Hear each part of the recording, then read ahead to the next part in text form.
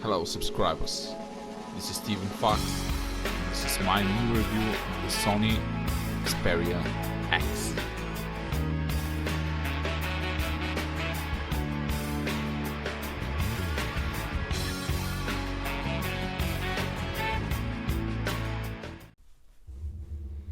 Hey. So I decided to do a commercial brand review for a change. And I've chosen this particular phone because it came to my possession and because it's a very interesting phone to review. It's a very controversial phone. Now, information about the phone you can find anywhere. This is Sony's flagship device in most part of the world. There's also the Xperia X Performance, which is the Snapdragon 820, but that's not available everywhere, so this is the most commonly available flagship, the Xperia X, which packs the Snapdragon 650 and costs around $400. It's a plastic phone. It's a very well built phone. It's plastic, but it's very well built. The entire X series has a similar feel to it, from the XA to the X and X Performance. Very nice package, really hefty, bulky charger, which is definitely reliable. Supports quick charge and everything. And so here are my first thoughts of the device. It takes forever to boot. I mean, literally, like, you can go get a coffee, drink half of it, and then come back and it will still be loading. And I'll take that time to just mention that this is some kind of software problem. I don't know why this phone is booting for so long. This is with all the updates installed, the latest updates, and here it is. It's loaded, and voila! It's one thing I have to compliment Sony on is, as ever, the display quality is excellent. Viewing angles are absolutely stunning. Front-facing speakers, great. 32 gigs of storage, great. System UI is as fluid as ever. It's the same as ever if you've ever seen a Sony UI. Very nice, very classy feel to it. Sticking with the same UI. Now, a few things. First of all, Sony UI comes with a lot of bloatware, and that's really not very nice, but you can install most of that. What's good here is the display, and of course, first we can cover the theme section. As always, Sony provides a few free themes, and all the good ones are paid, which is a big turn down for me because this phone costs $400. At least they could give their subscribers free themes. I mean, and they're not even that. Some of them are not even that great. I mean, they're just a few wallpapers and icon packs, and you've already paid $400 for this device. Why push out your subscribers and have them pay extra for something that other brands give for free? I mean, I can get that on a $200 phone, but on a $400 phone, it seems a bit cheap and out of style, if you ask me. And wallpaper is the same. A few wallpapers here. If you want more, Sony Xperia store, you have to pay for them. That's it. Now, having said all that, here's the blue light filter, which is very nice for reading. Very nice. As I said, display quality is absolutely great. It's a Full HD display, but it's stunning. You can have absolutely full control of the RGB gamma, of the contrast. Really nice feature by Sony. Sound quality is very nice, as you would expect, with the front-facing speakers.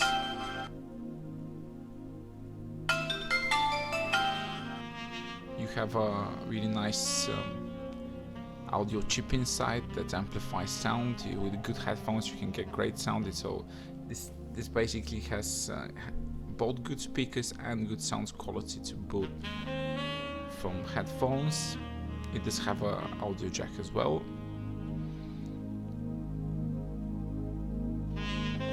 3 gigs of storage is plenty acceptable. for a device. There's no micro SD card slot, so you have to live with that.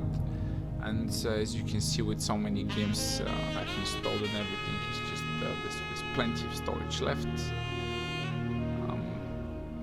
Not bad. 3 GB of RAM is plenty, and everything. Multitasking is it's fluid for the most part, but I'll get to that a bit later on. You get your standard. You have power saving modes and everything, lock screen functionality. And this is something that Sony have proprietized. The fingerprint is located in the power button on your side here, so it's I've unlocked this device like 20 times and every time it felt weird. You have to press the power button and then lift your finger off for a second and then press it again to unlock it with the fingerprint scan. And this place is not very comfortable. This is a 5-inch device. If you have a bit bigger hands, your thumb can't. It's awkward to press and then hold it again. It's not a very.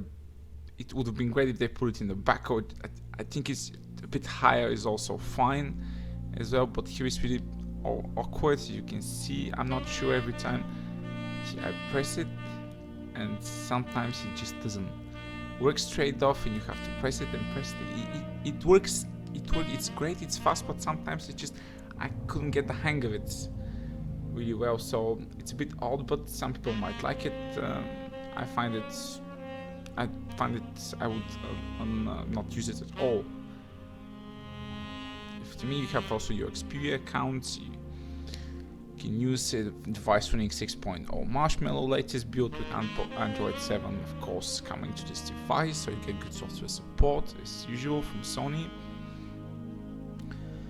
In the age of metal and glass phones, Sony have chosen plastic again, which the phone feels quite light and it feels solid, but it's too light for me.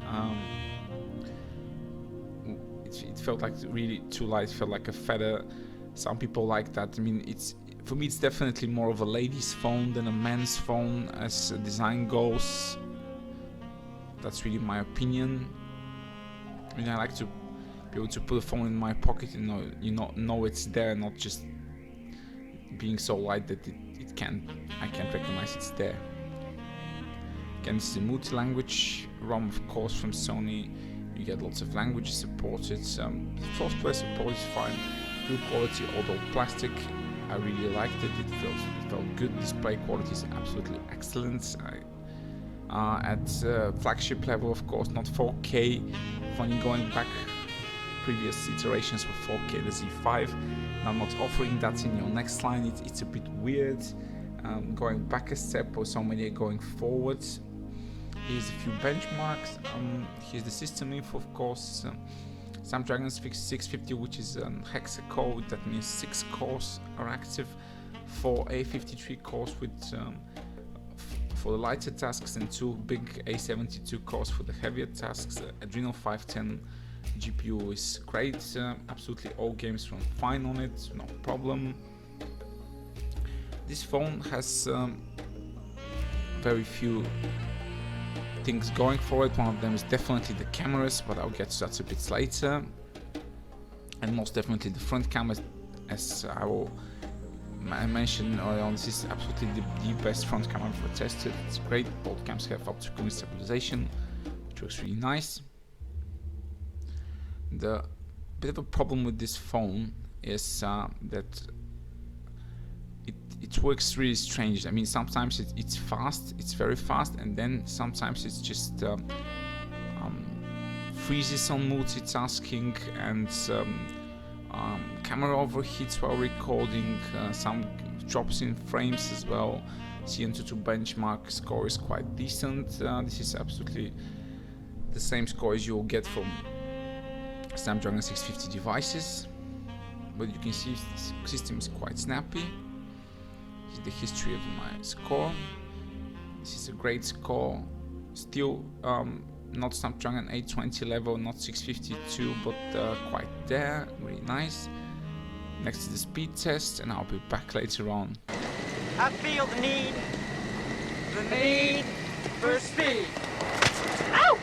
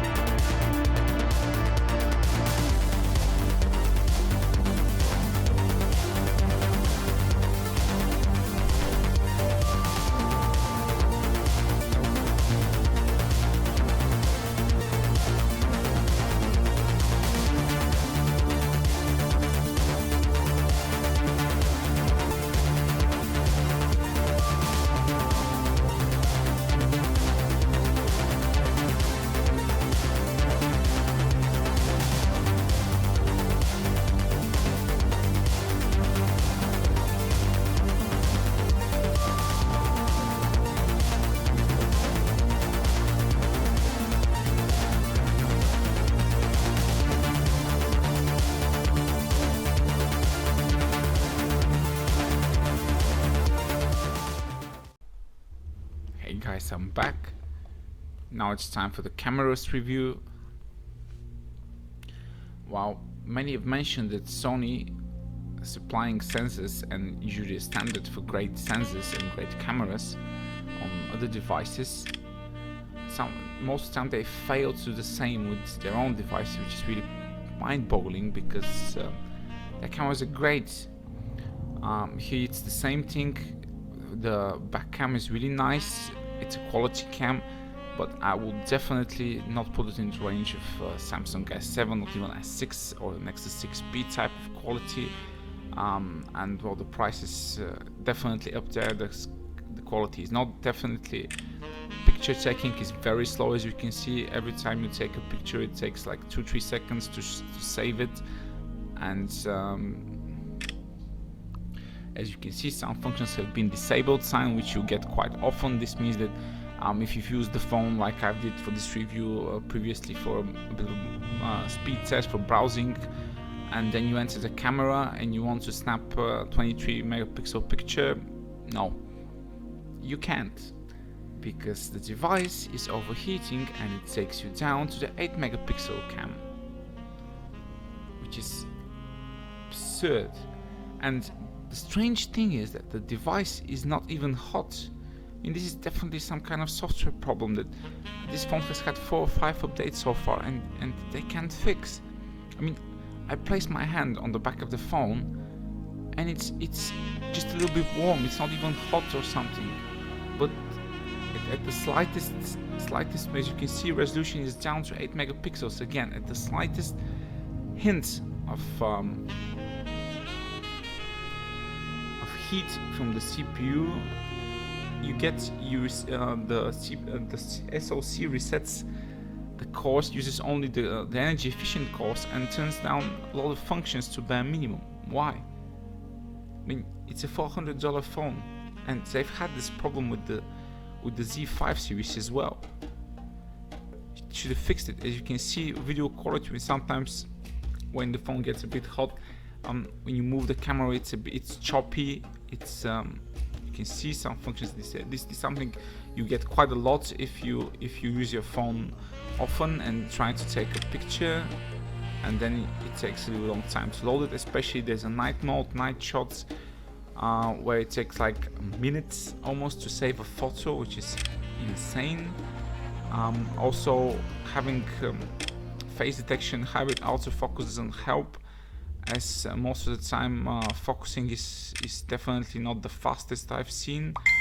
I mean, don't get me wrong, it's fast. It's not a $400 device fast. I mean, I've seen Cubot $120 phones focus fast. As you can see, it's how laggy and a bit choppy the image quality is, the camera quality. It's strange.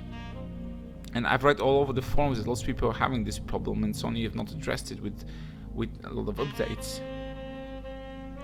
I just wanted to show you that I've heard lots of people here in my country, in general in Europe, saying, "Oh, don't waste your money on a Chinese device or something. Get a Sony, get a Samsung, pay more. You get more for what you pay." Oh, this is not one of those cases. In these cases, you get a buggy phone, which is good, but definitely not $400 good worth of money. So camera quality, the main camera quality, as I said, is really good. You can see photos look good when it works. If your phone stayed in idle and it was in your pocket for like 2 or 3 hours and you've not used it for anything else, yeah, it's good. You can take a 4K video, you can take a good few shots in there without overheating. But if you've used it recently, you get this some functions disable sign every time. It's really annoying. You see, temperature is rising, blah blah blah, and 4K video mode disabled. 60 FPS Full HD mode disabled. And lag in camera enabled. So my point here, guys, is don't just believe and hang on, you know, to old fame for those brands. Watch reviewers like me, like it is on YouTube. Whenever you plan on putting you know, a lot of money on your own that you've hardly worked for a phone, you should definitely check a few review out. And well, this one thing that has this phone going for is definitely the front cam. Front cam is absolutely fantastic. Photos, you can check the flicker. Photos and videos from the front cam are absolutely amazing. It doesn't overheat as much as the back cam. Night shots are really good, actually. I'll show a bit of comparison with the Zenfone 3. Zenfone 3 absolutely kills this device in camera quality. It's like $120 cheaper. Even in performance it's better because it doesn't overheat, it doesn't throttle down or anything. So if you've already got this phone, it's an okay phone to have, but it's a bit frustrating to use. So I don't know how the XZ is doing, but if you're planning to get this phone, just know there's a few shortcomings to it, and it's not a safe phone to buy for $400 in my opinion. I'll leave you to the photo samples, and I'll be back for my final thoughts and conclusions.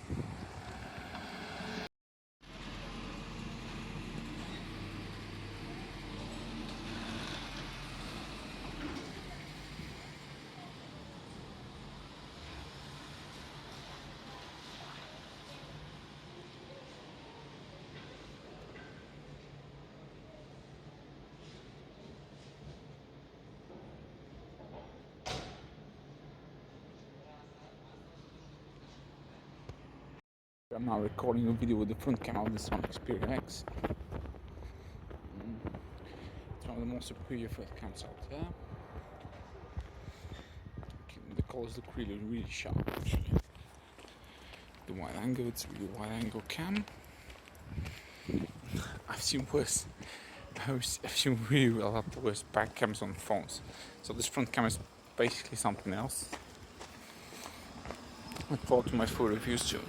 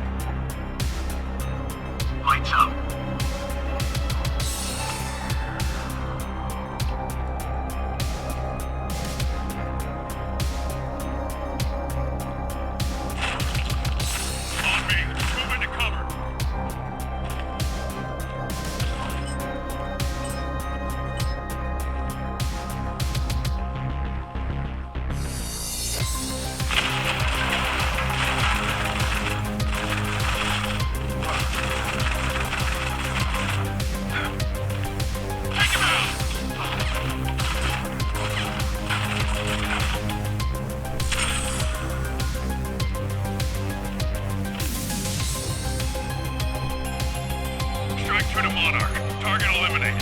Confirm extraction location. Over. Hold up. Come on.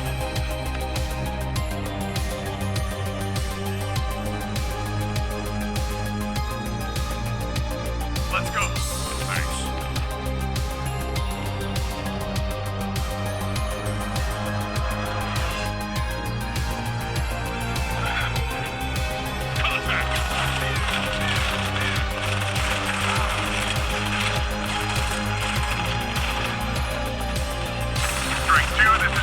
Advance to extraction point B. Over. You heard him. Come on.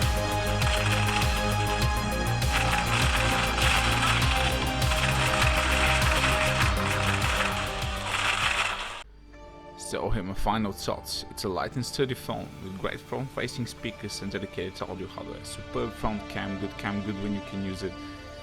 Software support, fast UI but constantly freezing and lagging. Software disables for overheating when there is none.